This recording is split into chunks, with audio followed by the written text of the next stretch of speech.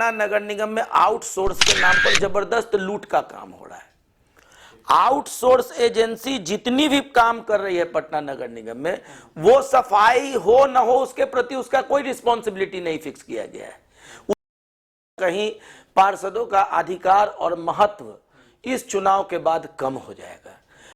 73वां और 74वां संशोधन हुआ तो इस मकसद से ही ना हुआ था कि त्रिस्तरीय जो सरकार होगी वो काफी मजबूत होगी, ग्रास रूट की समस्याओं का वो अध्ययन करेगी और उसके मार्फत से ही मैक्सिमम काम को कराया जाएगा। लेकिन बिहार में तो 74वें संविधान संशोधन के तहत जो 18 अधिकार दिए जाने थे वो अधिकार भी नहीं दिए गए, मात्र 10 ही अधिकार दिए गए।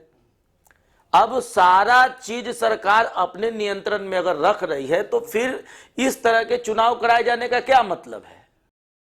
हम बात करेंगे विनय कुमार पप्पू जी से। यहाँ के उप मेयर भी रह चुके हैं और अभी वार्ड नंबर 28 के वार्ड पार्षद हैं। जैसा कि दर्शकों को पता है कि इस बार मेयर और उप मेयर की जो चुनाव होगी वो लोगों द्वारा चुने हुए प्रतिनिधि ही जाएंगे। इसी क्रम में हम बात करेंगे विनय कुमार पप्पू जी से। सर, आपका बहुत बहुत स्वागत है हमारे चैनल में। शुरुआत इसी से करेंगे कि इस बार का जो नोटिफिकेशन आने वाला है या क्रम में है कि इस बार का चुनाव मेयर और उप मेयर का जनता के द्वारा ही चुने जाएंगे। कैसा रहेगा ये प्रोसीजर और एज ए वार्ड परिषद आपकी क्या प्रतिक्रिया रहेगी? देखिए, जहां तक मेरा कंसर्न है इस तरह से आम चुनाव होने का, तो जहां पर कि डायरेक्ट मेयर और डिप्टी मेयर का डायरेक्ट जनता के द्वारा चुनाव होगा, तो मेरे समझ से भारत की जो संसदीय प्रणाली है और भारत में जो लोकतंत्र है वो लोकतंत्र है पार्लियामेंट्री डेमोक्रेसी है। यहाँ प्रेसिडेंटल डेमोक्रेसी नहीं है। यहाँ के राष्ट्राध्यक्ष को डायरेक्ट जनता के द्वारा चुनने का प्रावधान नहीं है। विधायक चुने जाते हैं, विधायक अपना नेता मुख्यमंत्री को चुनते हैं। सांसद चुने जाते हैं, सांसद अपना नेता प्रधानमंत्री के रूप में चुनते हैं। इसी तरह से जो ये अधिकार पार्षदों को था कि वो अपने नेता का चयन करें, उनका चुनाव करें, ये अधिकार उनसे छीन लिया गया है। तो कहीं ना कहीं पार्षदों का अधिकार और महत्व इस चुनाव के बाद कम हो जाएगा। और कई जगह कई राज्यों ने जो इस तरह का प्रयोग किया, उन्हें इसमें काफी तरह की दिक्कतें सामने आई, जिसे उन्होंने वापस ले लिया। अभी हाल फिलहाल में मध्य प्रदेश गवर्नमेंट ने भी अपने इस टोटल चीज कर पुराने परंपरा पर वहां लौट गए। अब बिहार सरकार ने यह निर्णय लिया है तो अब देखें इसका परिणाम आगे क्या होता है। दैनिक कर्मियों को नियमित करने की जो आपकी मांग है नगर निगम में, और काफी दिनों से आप उठा रहे हैं जी, तो इस पर अभी सरकार की क्या प्रतिक्रिया है? देखिए, सरकार ने तो दैनिक कर्मचारियों को बहाल करने का तो कोई अब आधार ही नहीं छोड़ा है। उन्होंने वर्ग ग और वर्ग घ के पद को ही समाप्त कर दिया है। और जब वर्ग ग और घ का ही पद समाप्त हो गया तो वहां चतुर्थ वर्गीय कर्मचारी जैसे सफाई कर्मी हो, सुपरवाइजर हो, ड्राइवर हो, गार्ड हो, उसकी बहाली अब कहां से होगा। तो सर्वप्रथम हमारा मांग यही है सरकार से कि उन्होंने जिस तरह से वर्ग ग और घ के पद को समाप्त किया है, पटना नगर निगम के नियुक्ति के अधिकार को छीन लिया है, तो वो सारे अधिकार पटना नगर निगम को पूर्णतः देना चाहिए।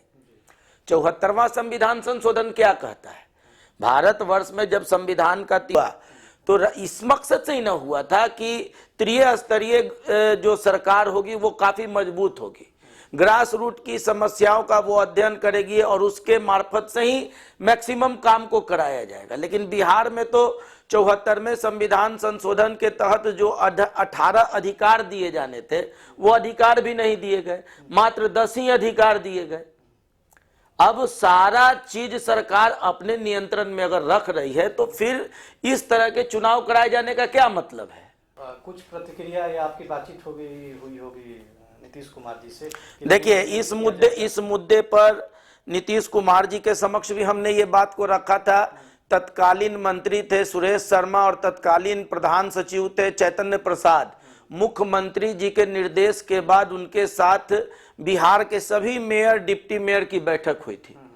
इसमें हम लोगों को आश्वासन भी दिया गया था कि जो पद को समाप्त किया जा रहा है वो पद समाप्त नहीं होगा, उसको पुनः सृजन किया जाएगा, लेकिन हुआ कुछ नहीं। अभी कुछ दिन पहले वर्ग ग और घ के टोटल पद को ही नगर निगम से समाप्त कर दिया गया, और बार बार कर्मचारियों को यह दिलासा दिया जाता रहा कि आपके अधिकार पर विचार होगा। तो कर्मचारियों के साथ कंप्लीट धोखा हुआ है। ये सरकार अपनी स्वच्छता के मामले में हमेशा पीठ थपथपाती है। अभी एक रिसेंट रिपोर्ट में पटना को एक गंदे शहरों में मापा गया है। इनका जो पैमाना है हमारे यहाँ गंदे शहरों को मापने का, पटना मतलब आप सोचिए कि सबसे गंदे प्रदेशों में है। क्या कहना है आपको? देखिए, ये जो नीति है, बिहार सरकार की नीति तो इसमें दोषी है ही, और जो वर्तमान में हमारे पटना की मेयर हैं श्रीमती सीता साहू, वो इसमें नून में क्या चीज बोलते हैं, करेला में नीम का काम कर रही हैं। अब जैसे कि देखिए, पटना नगर निगम में आउटसोर्स के नाम पर जबरदस्त लूट का काम हो रहा है। आउटसोर्स एजेंसी जितनी भी काम कर रही है पटना नगर निगम में, वो सफाई हो न हो उसके प्रति उसका कोई रिस्पॉन्सिबिलिटी नहीं फिक्स किया गया है। उसका काम है केवल आपको 10, 20, 50 आदमी दे देना। अब वार्ड में काम हुआ कि नहीं, शहर में काम हुआ कि नहीं, उसकी कोई जवाबदेही उस एजेंसी की नहीं। जब 2019 में पटना शहर बरसात में डूबा तो आपने देखा होगा कि सरकार के स्तर पर, निगम के स्तर पर, निगरानी विभाग के स्तर पर सिर्फ नगर निगम के कार्यपालक पदाधिकारी, कार्यपालक अभियंता, कनीय अभियंता, सहायक अभियंता, वार्ड के इंस्पेक्टर ही निलंबित हुए या उनकी नौकरी गई, लेकिन एक भी आउटसोर्स एजेंसी पर कोई कार्रवाई नहीं हुआ।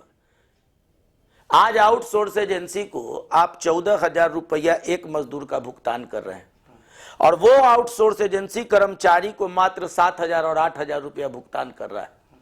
जिस कर्मचारी को आप नगर निगम में खुद रखे हुए उसको आप 9,000 रुपया भुगतान कर रहे हैं।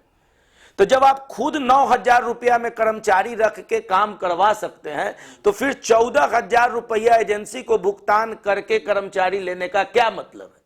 ये 6,000 रुपया किसके पॉकेट में जा रहा है? ये पटना की मेयर को बताना चाहिए। आखिर इस तरह का व्यवस्था क्यों चल रहा है? अगर हम आउटसोर्स ही किए तो आउटसोर्स किए तो हम किसी एजेंसी को बहाल करेंगे, उस एजेंसी को हम देंगे कि तुमको पूरा पटना साफ करना है, तो नहीं, उसको साफ नहीं करना है।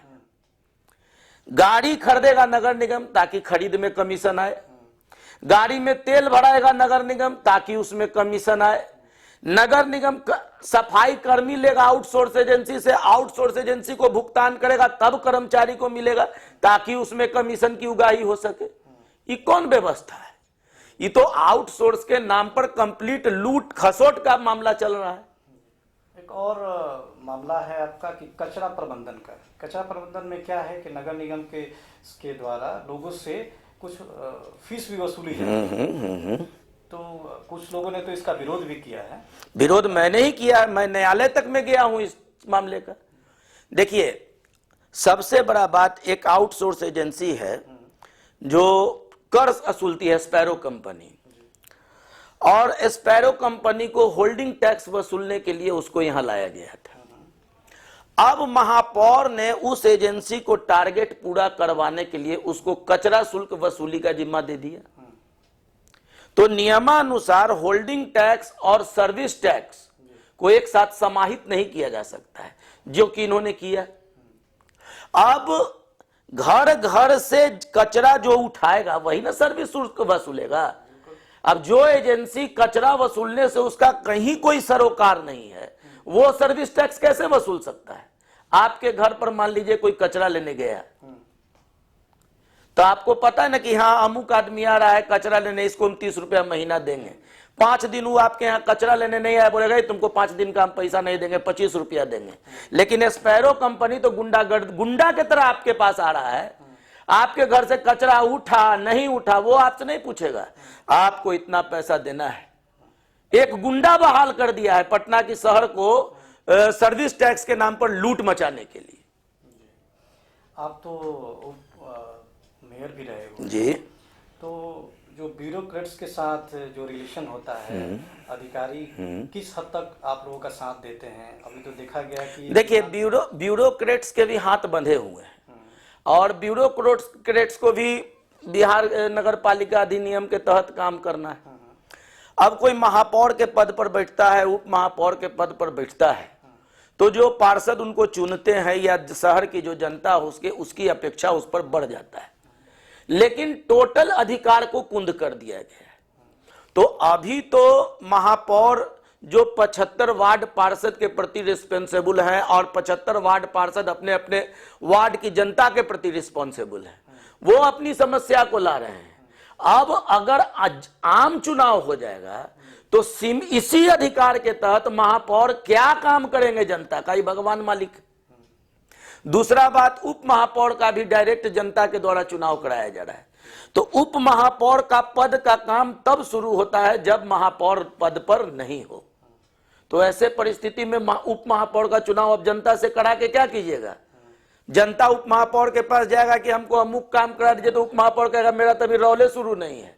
महापौर बीमार पड़ जाए, महापौर मर जाए, महापौर छुट्टी पर चल जाए, तब ना मेरा रोल शुरू होगा। तो उस परिस्थिति में उप महापौर का आप जनता के द्वारा चुनाव क्यों करा रहे हैं? बिल्कुल जी। नगर निगम लोगों की अपेक्षाओं पर कहां तक खरा उतरी है? देखिए, पटना नगर निगम की जो अपेक्षाएं हैं, पहले के बनिस्पत में पटना नगर निगम निरंतर अपने कार्य प्रणाली में सुधार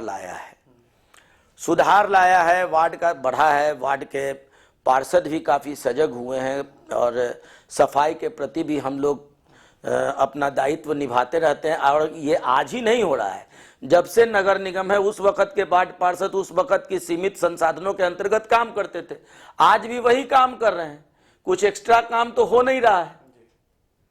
और एक चीज पिछले 5 साल में हुआ कि बिहार के मुख्यमंत्री नीतीश कुमार जी के कच्ची नली गली और नल जल योजना ने पार्षदों का, मुखियाओं का मान सम्मान बढ़ा दिया। आज अगर कच्ची नली गली नल जल योजना मुख्यमंत्री जी का नहीं होता तो वर्तमान की जो पटना की महापौर हैं, उन्होंने किसी पार्षद को जनता के समक्ष जाने लायक नहीं छोड़ा था।